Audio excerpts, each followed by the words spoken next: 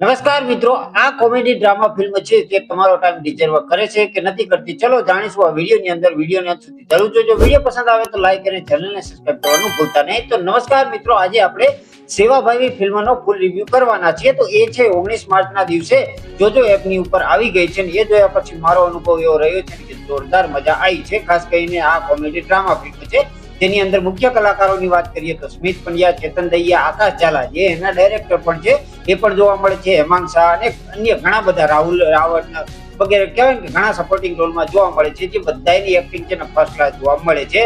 આ બધા કલાકારોની કોમિક ટાઈમિંગ જબરજસ્ત છે. એકબીજાની સાથે કહેવાય કે કેમિસ્ટ્રી પણ ખૂબ જ સરસ જોવા મળે છે. અને ખાસ કરીને ગુજરાતી સિનેમામાં જાણીતા કોમેડી ફેસ તરીકે તેઓ લોકોને હસાવવા માટે મજબૂર કરી દે એ ટાઈપનું કોમેડી કરી બતાવી છે. જે જોવાની ખાસ મજા આવે છે. ફિલ્મની સ્ટોરી લાઈન એવી હોય છે કે ફિલ્મનું જે મેન પાત્ર હોય છે એ જીગાનું હોય છે, મતલબ સ્મિત પંડ્યાનું હોય છે. એ છે ને સેવાભાવી તરીકે ઓળખાતું હોય છે અને બહુ જ સેવાભાવી વ્યક્તિ હોય છે. પણ ક્યારેક સારા ઈરાદા, ક્યારેક કહેવાય કે ખોટા પરિણામો લાવે છે. પણ છેવટે મનોરંજન અને જે સકારાત્મક સંદેશ આપે છે ને તે જોવાની જોરદાર મજા આવવાની છે. બીજાને મદદ કરવા માટે હંમેશા તત્પર રહેતો હોય છે. પણ એની પરિસ્થિતિ કહેવાય કે સારી નિયત અને સેવા ક્યારેય વિચિત્ર અને કહેવાય કે મજાકીય અને કન્ફ્યુઝનથી ભરેલી સ્થિતિઓ ઊભી કરે છે, જે જોવાની તમને જોરદાર મજા આવવાની છે. આની અંદર તમને 8 પ્રકારની સ્ટોરી જોવા મળશે. જેની અંદર એવું હોય છે કે માસી કોણ છે એ મીઠું મંગાવે છે, પણ મીઠાની અદલા બદલી થઈ જાય છે. અને મીઠું શું છે એ પણ તમે ફિલ્મની અંદર જ જોશો. જે જોવાની જોરદાર મજા આવવાની છે. સાથે સાથે આની અંદર ડ્રગ્સની વાત કરવામાં આવી છે, સાથે સાથે આતંકવાદની પણ વાત કરવામાં આવી છે, જે જોતા તમને જરૂર એન્ડમાં સેટિસ્ફાઈડ કરવાના છે. તો જે કોમેડી બતાવી છે ને એ જોરદાર બતાવી છે અને સામાજિક સંદેશ સાથેની બતાવી છે.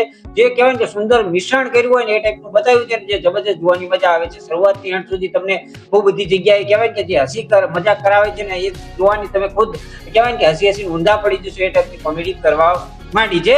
એક બે જગ્યાએ છે જ્યાં તમને નેગેટિવ ફ્લો ની અંદર ગતિ લાગે છે, પણ સ્મિત પંડ્યા જ્યારે આવે છે એની અંદર જોવાની ખૂબ જ મજા આવે છે. આકાશ ઝાલા જે આવે છે ત્યારે જોવાની મજા આવે છે. ખાસ કરીને જે કલાકારનું જે પરફોર્મન્સ છે ને જોરદાર છે. પણ 2-3 કેરેક્ટર એવા છે ને જે તમને ખૂબ જ પસંદ આવવાના છે. તો એ રીતે આ જોવા જઈએ ને તો આ સોશિયલ ડ્રામા ઉપર કહેવાય કે ફિલ્મ છે જેની અંદર તમને એન્ટરટેનમેન્ટ પણ જોવા મળે છે અને જે નોન સ્ટોપ બતાવે છે, સાથે સાથે જે હાસ્ય બતાવ્યું છે, જે સામાજિક સંદેશ બતાવ્યો છે, જે જોરદાર મજા આવવાની છે. અને આની અંદર જે બતાવ્યું છે ને તે તમને જોરદાર જોવાની મજા આપવાની છે. આ જો ફિલ્મની અંદર ઘણી બધી નેગેટિવ ફ્લો પણ જોવા મળે છે, ઘણી બધી પોઝિટિવ ફ્લો પણ જોવા મળે છે.